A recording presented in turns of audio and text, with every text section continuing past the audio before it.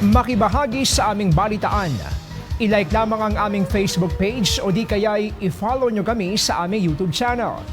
Para naman sa inyong comments, suggestions at public service announcement, mag-email lamang dito sa IBC. At yan ang mga makabuluhang balitang aming nakalap. Muli po kaming magbabalik bukas. Maraming salamat, Pilipinas. Ako po si Brian Castillo at ito ang IBC Tutok 13. Kaibigan ng bayan, kaibigan ng katotohanan.